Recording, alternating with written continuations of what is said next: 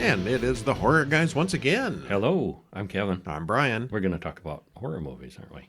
We're only like a week late on this episode. Shh, don't tell people that. So many movies. So many movies, and life happens. Things happen. But we're back. Want to record a podcast? You want to watch more movies? Well, more movies usually wins. Yeah. All right. Well, let's see. This is week 221. We've got 4 movies and a short for you, as always. What do we got? Oh, bother. We've got Winnie the Pooh, Blood and Honey, and an online mystery with Ghost Webcam, a sort of Jewish alternative to The Exorcist called Attachment. Yeah, The Exorcist was very Catholic-based. We watched that for an hour and a half and didn't know where the movie was going until it got to where it was going. Yeah. And Friday the 13th, A New Beginning. You know, Jason wasn't really dead. No. I thought that was the end of him in that previous movie, but no, he came back again. You could be wrong. Or did he? Yeah. And we got a couple bonus reviews over at horrorbulletin.com. We watched the original and the remake of Carnival of Souls. 1962 and 1998. And that was interesting, seeing the two of them compared, watching one right after the other. They don't make them like they used to. Yeah, overall our opinion was the original was superior. By very, very, very far. Quite a bit. Yeah, the second one was just not good. All right, then on with some book news. We've got, as we mentioned several months now going, we've got the Horror Guys Guide to the Halloween Films. Free. Go to horrorguysshop.com. Download the free ebook version of the Halloween films. All 13 movies with the full synopses and commentary and trivia and all the good stuff in there. And explaining the different timelines. You like that timeline explanation. I do. You do, yes. Yeah, because it's a little complicated and people get confused on it. And I think you explain it very clearly there. As far as regular books goes, our most recent one is the Horror Guys Guide to the Horror Films of Peter Cushing. He did a lot of them. I think it was 52 horrors. And there's some other films in there that aren't horror that were just important to his career. Mm-hmm. And the Horror Bulletin Monthly, number 19, is available now at Amazon, Lulu, if you want your paperbacks either place, or ebooks at horrorguyshop.com, Amazon, Barnes & Noble, Kobo, Tolino, Vivlio, Smashwords, Apple Books, basically wherever pretty much everywhere you get the ebooks, you can get our ebooks there. There are a lot of places that do ebooks now. Yes. All our books are available at all those different locations. Every one of them, you got Vincent Price, Roger Corman, Shock Theater, Son of Shock, Hammer Horror, Silent Films. And, of course, all 19 of the horror bulletins are available everywhere.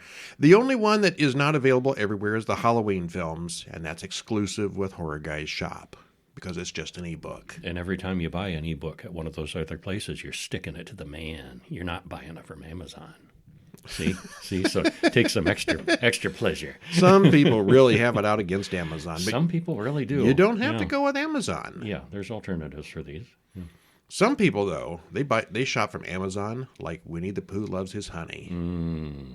You see, Winnie the Pooh went to public domain.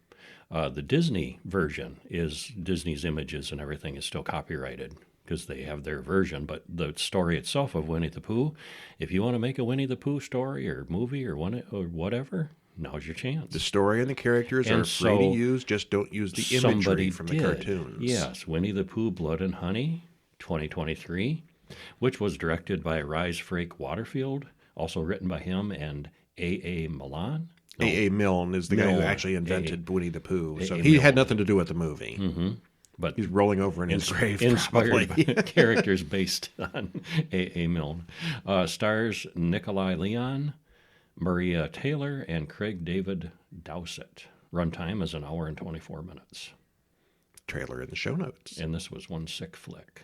Spoiler-free, what happens? Well, I already mentioned the copyright issue. And the monster effects were kind of stiff and rubbery, but the gore is realistically gory and well done.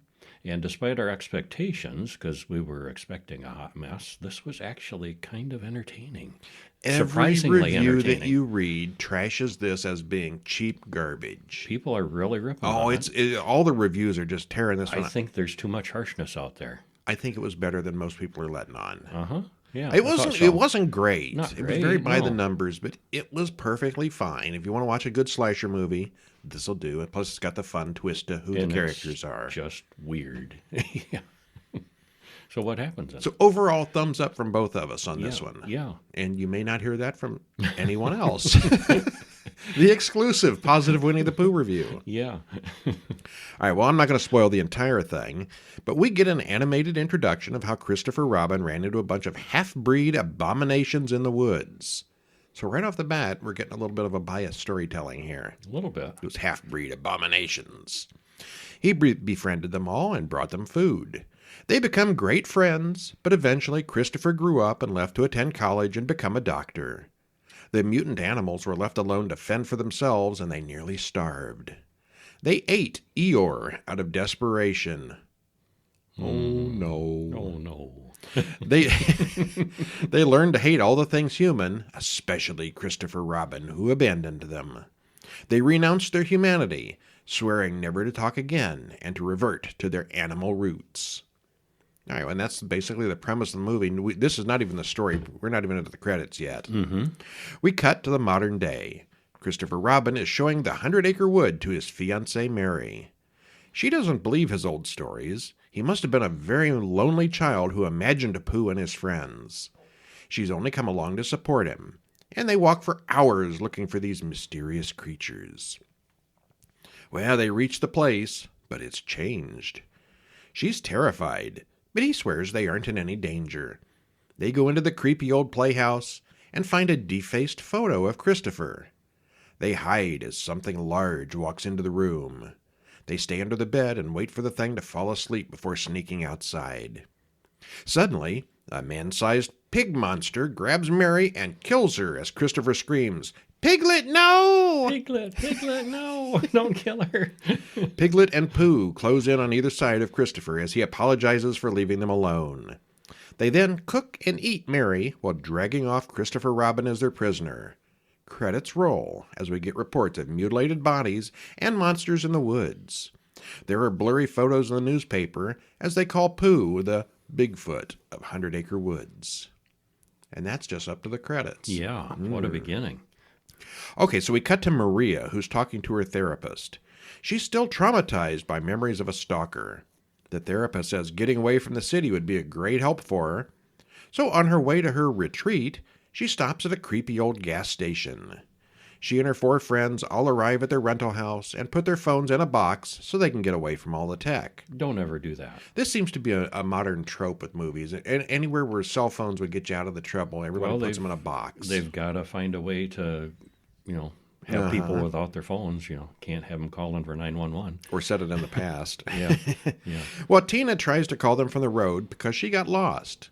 She's chased through the woods by Pooh, who eventually catches and runs her through a wood chipper. Yes, the gore is gory. Maria shares her stalker experience with the others, and we get a flashback about someone watching her. One night, the stalker even came into her bedroom while she slept. The police eventually caught the guy, but she still got some PTSD issues. We cut to Christopher Robin, who's not dead, crying and explaining to Pooh why he left. He's chained up next to Mary's stripped clean bones. Pooh has a flashback to his happy childhood with Christopher promising they'd be together forever. Pooh then whips him with Eeyore's tail. Whack, whack. I think we'll stop there. You know where this is going. We probably should. Okay, so on to a little bit of comments on this one. Where did Pooh and Piglet get those Airstream campers? We probably took them from humans camping in the woods. Where's the electricity coming from? Generator, or they could have spliced a line and run it from the power lines. Pooh and Eeyore didn't really look like the type to get gasoline from the gas station to fill up a generator. Well, kill the gas station people and just take it. I think they were that kind of, and they had enough human intelligence to operate. All right. Yeah. Well, we see a little sign or a tombstone or something that says Eeyore, R.I.P. Other than that, we don't know anything about what came of the other occupants of 100-acre woods. Yeah, there was Owl and Kanga and Roo, wasn't there? Uh-huh. Yeah. And maybe 1 or 2 others. I don't remember. But there were other characters that we did not see. So they could do a sequel. All we get here is Piglet, Pooh and the remains of Eeyore. Yep. Well, the forest sets kind of look very stagey. Pooh and Piglet are both obviously actors in almost completely unexpressionless masks. Yeah, they were kind of rubbery. Yeah, they were just, Stiff. very stiff. Mm-hmm. They work around the limitation as best they can, but it's really not convincing. The bees are subtle, but you see them in a few scenes. Pooh has a swarm of bees that surround him, and he can kind of control them maybe like Candyman. Mm-hmm. Did you even notice it? It was hard to see. It was pretty subtle. It was very subtle, yeah. It would have been nice to see more of the bees. Maybe they can get a sequel with a bigger budget. And yeah, Pooh, I can dream. Yeah, well, and they could bring back some of the other characters. Yeah. It's a ridiculous concept, exploiting the fact that Pooh and Company recently fell into the public domain. Still, it's not as bad as it could have been, and it's not as bad as a lot of people are saying. Yeah. There's also enough untouched material for an easy sequel. It pains me to admit it, but I was entertained throughout. Yeah, so was I. Okay, so that's a surprising thumbs up from both of us. Uh-huh. All right, what next up we have Ghost Webcam from 2023 also. Written and directed by Sebastian Dove, also written by Gabriel Molnar. Stars Cassandra Dew, Emmon J. Brown, Kalo DeJesus Buffington, and Nicholas Thurkett. It's only 1 hour. It's fairly short. Trailer in the show notes. Again, Ghost Webcam. It's almost like a long short film. Yeah, it was a very long short. It's very short long. Well, spoiler free, can I tell them? I'll tell them. Okay. This looked like it had a super low budget, but good acting and a good script turned into a decent work. The only real complaint would be that it was a little drawn out and might have been more effective if it was shorter. So it's only an hour, but it still felt kind of long. In places. Well, this is one of those, I assume it's a COVID movie, where they're doing most of their acting through Zoom and recording it. Mm-hmm. We've seen things like that before. Sometimes it's short, sometimes it's feature length. And, well, how is this different? What happens? Well, Nate turns on his webcam and tries to call Mia, but there's no picture of her. Some kind of dating app, and the two start talking about philosophy. He'd love to date her in person, but he's under house arrest and literally cannot go out. He's got an ankle tracker on. Well, she talks about getting arrested once for disorderly conduct. And they have some conversation, and, well, Nate starts having some trouble with his internet connection, so he freezes for a moment. Mia suggests that it could be a ghost, which he thinks is amusing. He doesn't believe in ghosts, thinks that all the ghostly stuff on TV is staged, it's all just fake. Except she sends him to ghostwebcam.com and wants him to watch it. Did you try going to ghostwebcam.com to see what comes up? I didn't. Okay. Yeah, I have not either. There's probably something there. Well, Nate starts having some... Oh, no, I said that already. Oh, he goes to the site and sees what she describes as a haunted house. He demonstrates how easy it is to fake a chair moving on the camera. And the internet is just a web of lies, he mansplains to her. She watches the chair on the website move on its own and gets scared. He thinks this is just a waste of time. Well, Mia hears something thump in her house and says she lives alone. She goes off to check it out as he waits. She's here, the ghost. And Nate watches words appear on Mia's wall. It says, "Mia, you're next." And then the call goes dead. Well, Nate calls Kate and tells her he thinks he witnessed a murder or something. He's really not sure. And I shouldn't spoil much more because there's other characters are brought in. It's a is the ghost real? Is ghostly hauntings going on? Okay, well, you've been reading. I went to ghostwebcam.com. Mm-hmm. It's the full movie. You can watch it on YouTube for free. Oh, okay. Ghostwebcam.com when you can watch the and it movie. just links to the movie. Okay. Yeah, I don't know where we saw this. Maybe we watched it on YouTube. I don't remember. No, I don't think it was. I think, yeah, okay. Okay, but yeah, you watch the whole thing for free right now on YouTube, ghostwebcam.com, and find out how it ends. Well, there's been a lot of these webcam horror films since COVID. Some are good, some aren't. This one looks good, and the acting is fine, but it's kind of drawn out. There have been similar stories told in 15 minutes, and we're better for it. As soon as anything bad happens here, the cameras go off, so you can tell it was really low budget. Mm-hmm. There's literally zero action, and all the violence happens off screen, but they do manage some creepiness. It's not all bad. It's decent. Oh, yeah, I thought it was. I'd give it a Yeah. 5. Oh, I'd give it a 7, 8. 7. Okay, 6. But you're okay, just way 7. generous. 7. I give it a 7. Okay. But anyway, yeah, I thought they pulled it off well. Yeah, it's worth the watch. You should check it out. Okay, I'm going to let you introduce the next one just because it's got a bunch of foreign names, and that's always fun listening. Oh, you always enjoy me. This is Attachment from 2023, directed by Gabriel Beer Gillison, and also written by them. Stars David Dinsick, Ellie Kendrick, and Sophie Grubble. Runtime is 1 hour and 45 minutes, and there's a trailer in the show notes. And this one's on Shudder. Mm-hmm. And spoiler-free, this was a really slow burn of simmering horror. The acting is excellent, the effects are kind of minimal, and the script is really well written. Might not be everyone's cup of tea, but we horror guys liked it quite a bit. Okay, yeah, and like I mentioned when we first got started, we watched like an hour of this without knowing where it was going. Mm-hmm. And we couldn't really tell where it was going. It was a lot of It takes stuff. a while to get there. Yeah. Yeah. So it's definitely what you'd call a slow burn.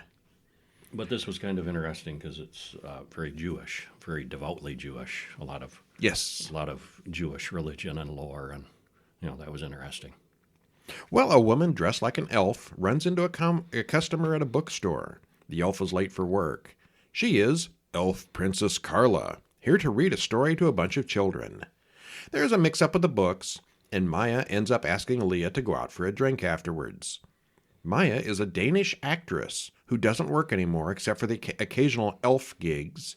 She did some kind of elf TV series at one point.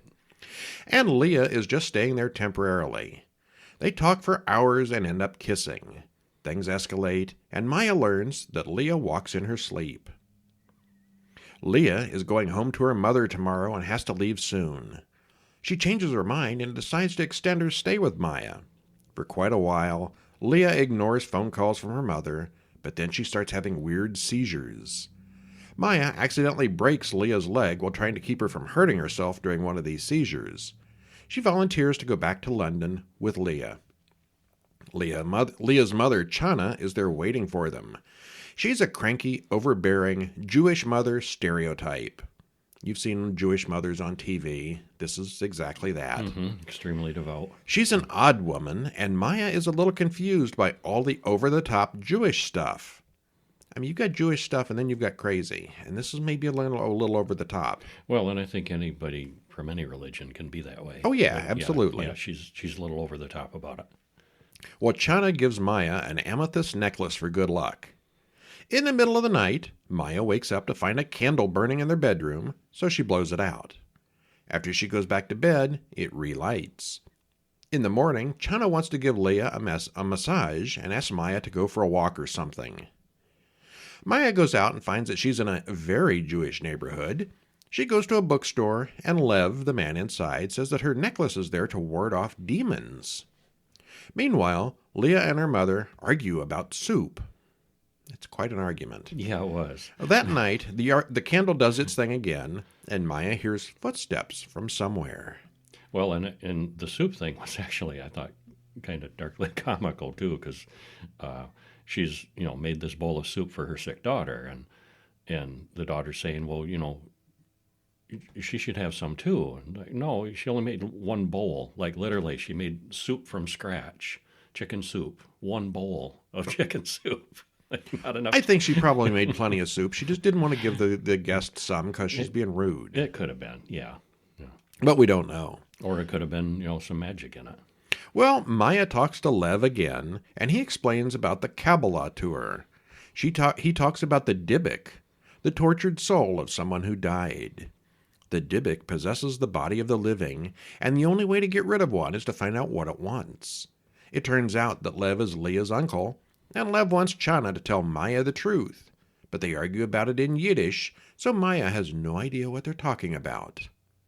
There are secrets. There are. Yes, and we're going to keep those secrets for them, and you're going to have to watch it yourself. Yes, you will. It starts out as a romantic fish-out-of-water story with Maya trying to fit in with a Jewish household, but things soon devolve into The Exorcist. Maybe a little spoiler there. A little. Yeah. It's super slow, and we were both starting to wonder if it was going to go anywhere, but it eventually did. The acting here is really good all around. The special effects are minimal, but it's pretty interesting by the time you get to the end. Mm-hmm. Yeah. If you have any interest in Jewish mythology or different kinds of exorcism stories, this is one to watch. And then we watched a short film. Aria from 2013. Written and directed by Bruce Tetsuya, stars M. Marie Davenport and Bess Blackburn, 17 minutes and 43 seconds, so kind of a longer short. Link in the show notes to watch it on YouTube. What happens? This was strange and lyrical, I thought it was. It was, well, Arya gets a call about her father's cremation. He recently died. She's going through his stuff at his home. He's left some creepy drawings in his cabin. And after a bit, she hears someone whispering her name. Well, she goes outside for a walk in the woods. She comes back afterwards and continues sorting. Ava comes in to help, and both girls talk about how they didn't really know their father very well. But both girls feel something strange here, something other than their father. This one's got some great scenery and cinematography. The lighting is also well done. The cabin and the woods are both really dark, but you can see everything. My biggest complaint with some of these movies is you can't see anything in the dark. Yeah, that's annoying. It's a coming to terms with grief story, but there's more to it than that. I'm not exactly sure that I understand it completely, but it sure looks good. And sounds good. This is one, it's been a couple of weeks now. This is one where she's out dancing in the woods, strangely. Mm-hmm. Okay. Yep. Yeah, okay. Uh-huh. And speaking of being out in the woods, Friday the 13th, A New Beginning from 1985. Directed by Danny Steinman. Written by Martin Kidrosser, David Cohen, and Danny Steinman. Stars Melanie Kinnaman, John Shepard, Anthony Barreel. Hour and 32 minutes. If you've forgotten which one of these this is part 5, I believe. Yes. Trailer in the show notes if you want to double check and make sure. Spoiler free, what happens? Well, it starts with young Tommy from the previous movie, who was Corey Feldman. Corey Feldman, yes. And then some years jump, and traumatized Tommy is now a young man. Jason, who is not Corey Feldman. Right, yeah, grown up. Yeah, a different actor, but it's the same guy. This was filmed like a year later, so he hadn't grown up much. But time has passed. Jason is back in this one, despite being clearly killed. With a fresh batch of victims he slashes his way through. But how is that possible? Because he was pretty dead at the end of the he was beheaded and stabbed to death, and he ain't coming back after that previous movie. How's that possible? All is explained, sort of. And it's a decent continuation of the series. Decent. Okay. Decent. Well, we've watched up to part 6 right now. This is part 5. Mm-hmm. And I would say part 5 here is the worst of them. I think 6 was better than this. I was just thinking that I didn't enjoy 6 as much as 5. Okay. Well, we'll talk about that next week then. Yeah. Or whenever. Yeah. All right, so we open on Tommy from the previous film walking through the woods in a rainstorm. He comes to the grave of Jason Voorhees, and some guys with shovels show up and start digging as Tommy watches from the trees. And this is Corey Feldman coming back to reprise his role. This is not a flashback, but it sort of takes place at the same time. Yeah, right. It doesn't take long before they open the common and die by Jason's machete. Jason stands up, mask and all, and looks right at Tommy before heading his way. Jason raises his machete as Tommy stands there screaming, "Ah!" Tommy wakes up, all grown up. He was dreaming about his real childhood encounter with Jason. He's in a car, heading to a mental facility, and credits roll. And here we go. All right, so we got grown-up Tommy as the main guy in this story. Mm-hmm. Well, Pam, the assistant director, comes out to greet Tommy. He meets Dr. Matt, the psychiatrist at Pinehurst. It's a camp where young patients live together with some freedom, getting the hang of living normal lives. Yeah, and these are ranging from teens to young adults that are messed up in various ways. Tommy is here to prepare himself for a new life on the outside world. He's been messed up ever since he killed Jason when he was 12, and he's been on medication since then. Tommy meets Reggie, who plays a prank on him. Then they find out who's the scariest. Tommy still has his collection of monster masks from the previous film. That didn't go anywhere this time, did it? No, it didn't. He never used a mask skin, really. Yeah. A police car, I guess that's just to show us who he was, as a reminder. Uh-huh. A police car drives up, sirens blaring. The sheriff talks to Matt about complaining neighbors. 2 of the kids were having sex in the neighbor's barn.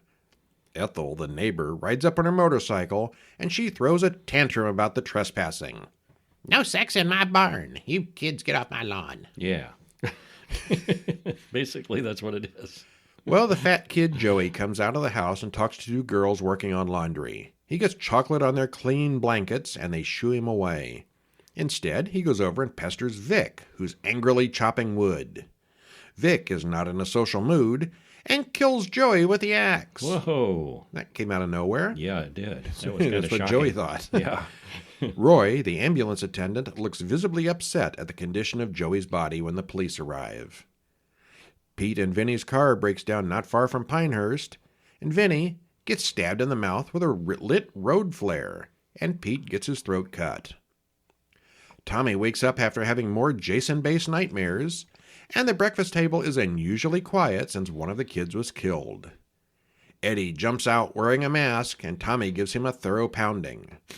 Tommy's not real patient with mask-wearing weirdos. Yeah, don't you have any sense of humor? And no, Tommy doesn't. No. Crazy Ethel hires a wandering vagrant to clean her chicken coops. The police start, and he's listed in credit as wandering vagrant. Wandering vagrant. The police start investigating the two dead kids on the road. Billy goes to the diner to pick up Lana for their date. He gets an axe to the head, and she gets it in the belly. The next morning, Tommy hallucinates seeing Jason. Or is it a hallucination? Or is it? We haven't seen Jason at this point. We're just seeing, the point of view of somebody getting killed with an axe or a knife or whatever. Mm-hmm. The mayor yells at the sheriff, who says he knows who the killer is, Jason Voorhees. The mayor insists that Jason was cremated to ashes, so it couldn't be him. Tina and Eddie, the six crazed teens from yesterday, run off into the woods for more playtime. Someone is watching from the bushes. It's the vagrant worker, who was soon stabbed to death. Vagrant voyeur. Yeah. But he doesn't last long. Well, of the sexy couple, she gets the hedge trimmers, while he gets a crushing headache. Matt asks Pam to take Tommy along so that Reggie can stay with his brother in town. Reggie's brother Demon and his girlfriend Anita seem to live in his van at the trailer park. Living in the van by the river. Uh-huh. Ethel's crazy son Junior almost runs over Tommy on the road, but Tommy's quiet. He lets his fists do the talking. Don't mess with Tommy. No, you don't. Demon has some bad enchiladas and spends a lot of time in the outhouse. The screaming with that doesn't compare to what happens to him next. Jason finds them. Pam and Reggie turn to the compound, and Matt and Gramps have gone out looking for Tina and Eddie. Tommy hasn't come back yet either. Elsewhere, Junior loses his head, and Ethel gets stewed.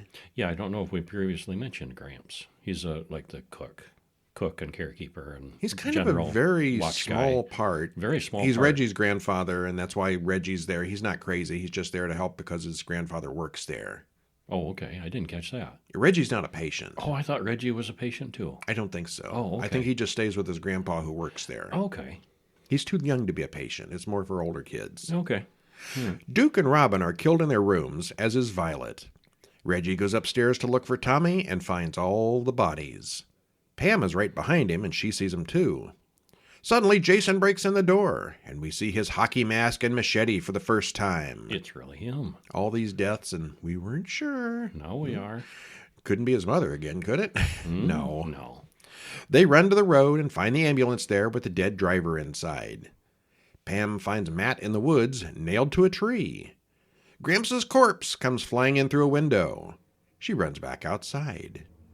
Jason catches up to Pam and gets ready to hack her, but Reggie runs over him with a tractor. Of course, Jason gets back up and continues the chase, but we see that he's bleeding. Pam comes after Jason with a chainsaw until the motor stops.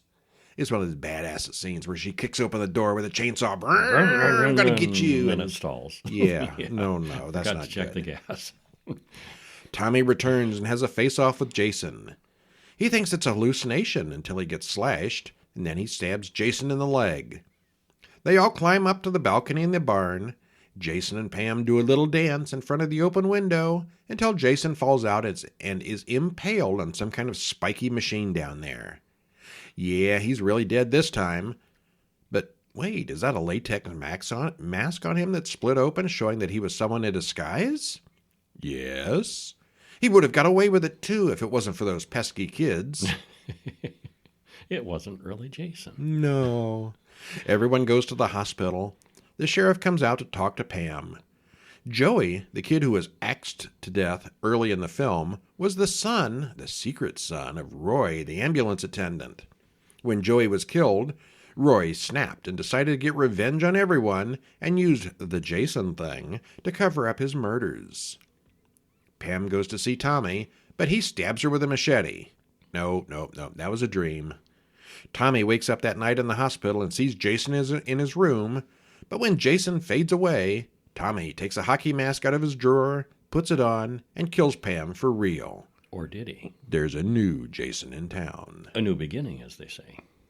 And this whole ending is completely thrown out in the next movie. Pretty much. Well, that was a dream, too. Yeah, okay. Yeah. Well, this is the first time in the entire franchise that anyone said the name Jason Voorhees in full. Jason Voorhees. Killer Jason in the woods, or Mrs. Voorhees' Look in the son. mirror and say his name 5 times, and he'll appear. No, it don't work like that. That's a different one. It's a different guy. Okay.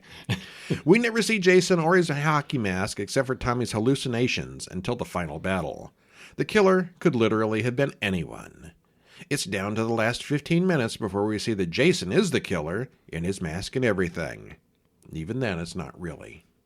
It's an okay continuation, more of the same, but this time it's not actually Jason in the mask, which was an interesting turn, but kind of a cheat. I thought it made it interesting. I remember seeing this one in the theaters, and I left disappointed. Oh, really? It wasn't really him. I thought it was okay, yeah.